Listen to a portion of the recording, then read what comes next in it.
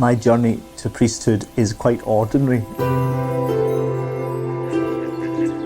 In many ways, it was just the constant presence of God in my life, constant confirmation that seemed to build a bigger picture.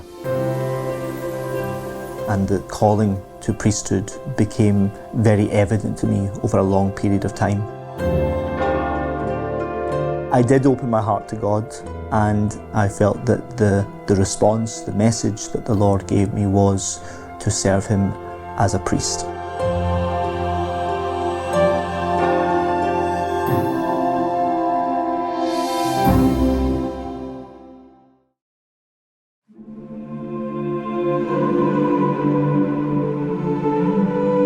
My name's Father Michael Kane, and I'm the parish priest of St Augustine's Church in Coatbridge in the Diocese of Motherwell in Scotland. My upbringing was also very ordinary. I grew up with my parents, my mum and dad, and my older brother and older sister. Very normal family, I would say. We weren't a particularly devout family. Certainly we said our prayers, we went to Mass, we received our sacraments as we were growing up, but there was nothing extra special about our family in the way that we practiced our faith. For me, I was always really convinced about the presence of God in my life, the personal relationship of Jesus, even from my earliest days. And I received my sacraments as a child, and my faith just began to grow in my life. I remember one of the earliest experiences I had was very excited preparing for my first Holy Communion. And the reason I was so excited is that I knew that as soon as I made my first communion, I could become an altar boy, like my bigger brother. He was already on the altar. This was just such an exciting moment, and I prepared and got myself ready, and I remember when the day came, I had a very powerful experience of the Lord's presence in that moment. I really very deeply felt changed by Holy Communion. I just loved serving on the altar. I tried to serve Mass as often as I could, several times at the weekend, again with my brother, although I didn't really like the fact that he was bossing me around on the altar, which he did. But I would try to serve Mass as often as I could, and even in the summer holidays when they came, we would serve Mass every day. And really it was that experience of receiving Holy Communion that was so powerful for me. I had a sense that I was receiving God into my life and that I had been changed by Holy Communion. Serving Mass was an opportunity to be close to the priest and to see everything that the priest was doing. And I remember very early on in my life thinking, I would like to be like him. And I guess as a little child there is this sense, well, the priest is so close to God, and I want to be so close to God. And I could also see in Holy Communion, as people came forward to receive Holy Communion, the faith and the devotion of other people. Lots of people that I knew growing up who were totally devoted to the Eucharist, totally devoted to the Mass, and really wanted to give their whole lives to Jesus, a promise that they would make at the altar when they received communion. And that's what I wanted for myself as well.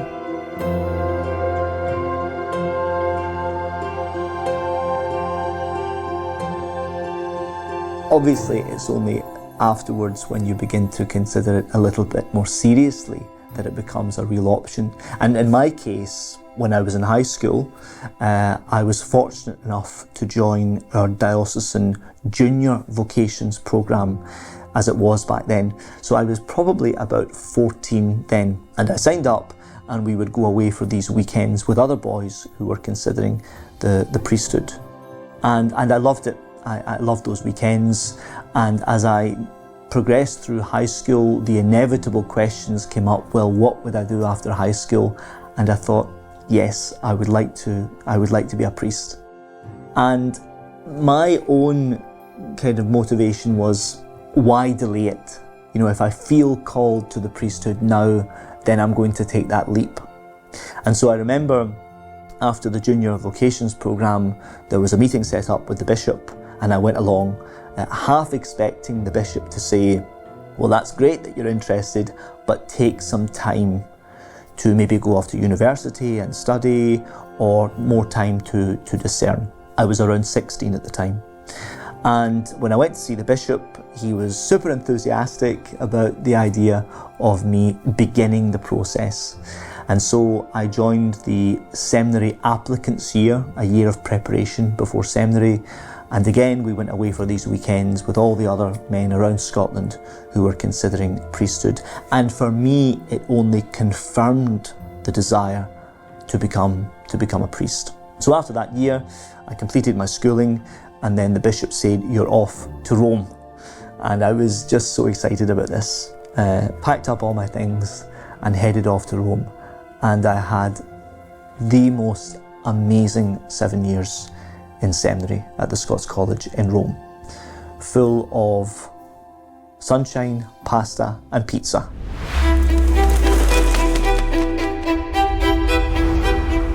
When eventually I had to make the decision about heading to seminary, it wasn't really a sense that there were no other possibilities. And I think this is the case for most people. We choose a particular path which closes the door to other vocations, even though some of those other vocations may have brought us happiness in our life as well. Could I have been happy in other vocations? I think so. But where was the greatest grace prepared? Where was my greatest happiness and joy and purpose and fulfillment to be found? And that certainly was in priesthood. I felt that very strongly. And so I headed off to Rome to join the seminary, and I loved seminary. I loved the academic formation, I loved the community life. I made tremendous friends in the seminary there, and also in the university, which is very, very international. And I just loved it. I immersed myself in my studies and in community life there.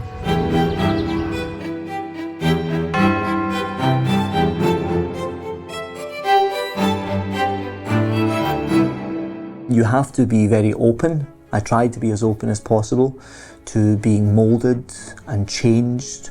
And the formation program, that's exactly what it's about. You know, so much of the formation really is about finding out who you are.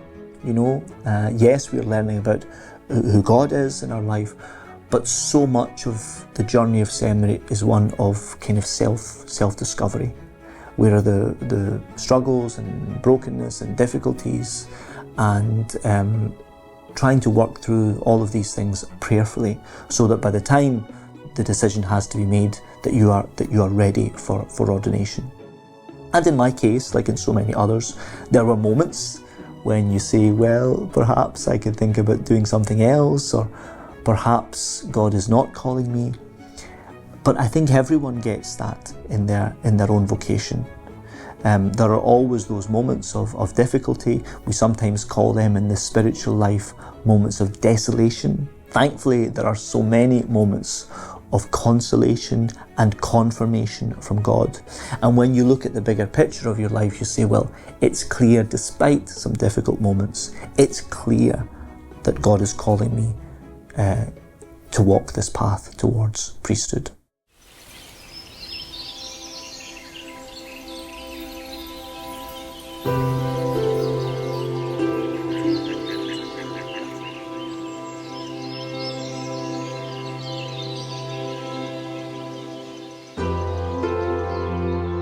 So towards the end of my studies, ordination was approaching. And firstly, of course, there's the diaconate ordination after the 6th year of studies. And I remember just being so excited about my diaconate ordination. In the end, it was a little bit unusual because at the time there was a volcanic eruption in Iceland, and all of the air traffic was closed across Europe. Many people will remember that. And that meant that our families and our friends couldn't make it to the ordination. And so the question was, would we delay it or would we go ahead with the ordination? And we really wanted to go ahead. We were so excited about the idea of being ordained for our diaconate ministry. And so that went ahead, minus our families, sadly. But we made up for that a year later. when we were ordained as priests. And in my case, I was ordained in the Church of St. John the Baptist in Uddingston, and it was a glorious day. It was a fantastic day. Gathered with my family, my friends, the college community, so many parishioners that I knew from my placements in different places. And I just knew in that moment that I was meant to be a priest. I remember saying that evening to my family and to a priest friend of mine, Father Towie, who had been my vocations director as well. I remember saying, I cannot imagine my life not being a priest. I just knew that for the rest of my life, this was absolutely, definitely the calling. And I was just really excited about the idea of starting my ministry, starting in a parish, getting close to people, celebrating the sacraments, going into the schools with the young people and sharing my faith. I was just so excited about starting ministry, that it was finally here.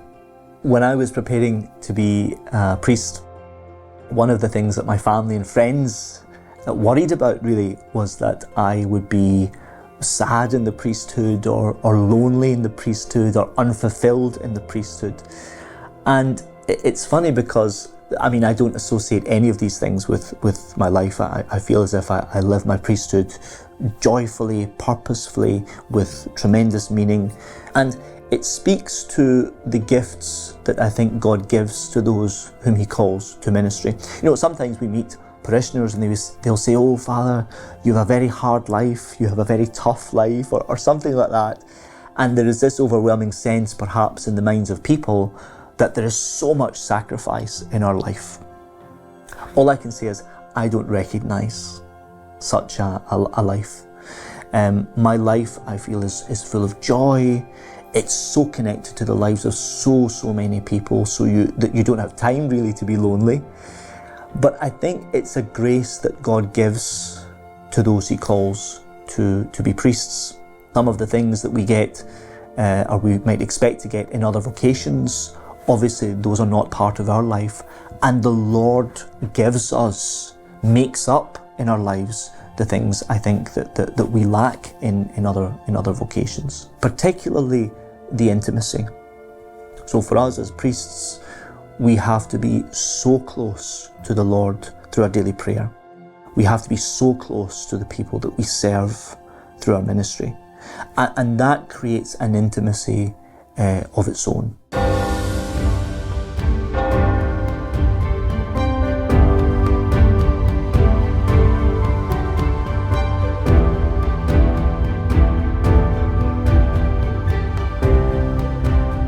I love celebrating Mass. I love celebrating Mass every single day at the altar and bringing Jesus in Holy Communion to others. One of the other things I love is hearing confessions, particularly when you're able to share the forgiveness and healing of God with those who have not known His healing for a long time. For a priest to hear a penitent come in to confession and say, "It's been years and years and years, and here is the baggage of my life." Sometimes I think people think that they will disappoint the priest because it's been a long time. But in actual fact, it is such a joy to be able to bring healing to somebody in that moment, especially, as I say, especially if they have perhaps been far from God or the church for a long time. One of the other aspects of my priestly life, which I've loved, is working with young people. I've been blessed to be chaplain to 3 different high schools and also our primary school. And I love sharing my faith with young people. It can be quite a difficult ministry, but to live side by side by young people who have so much joy and enthusiasm and energy and promise, I just think is really, really good for the soul. And I think it kind of keeps you young to be immersed in that kind of environment. I've been blessed enough to meet numerous young men who are thinking about priesthood. And very often the advice I give is this: don't discern your life away. And by that I mean, if you feel called to the priesthood, you have to give it some time, of course you do, to consider it seriously. But don't discern and discern and discern and discern for years and years and years. Part of being a Christian means putting our lives in God's hands, trusting Him enough. And so I would say, for any man who's thinking about being a priest, take the leap. You don't start the journey and then 5 minutes later end up a priest. There is a long, long journey of discernment and prayer and openness to God to see if this is really for you. But certainly I would say, make spiritual listening a part of your daily life. And if you're expecting the Damascus moment, if you're expecting the clouds to part and God to point to you and speak His voice to you to join a seminary immediately, that's not going to happen. Instead, if you read the movements of your heart according to what God is saying to you, and if you find that this is where the greatest grace has been prepared for you, then take the leap and say yes. I don't believe that God is not calling men now to be priests. Instead, I think it's about having that openness, that listening heart to hear His voice. He is speaking, but we have to be listening.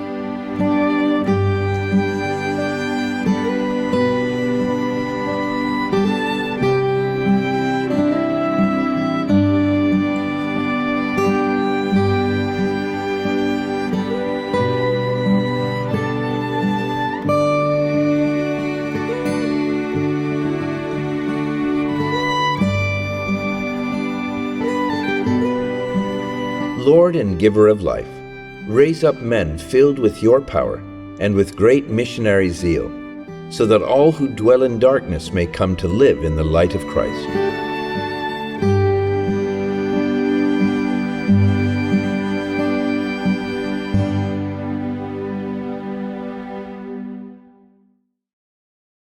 "10 years of sharing the peace of Christ."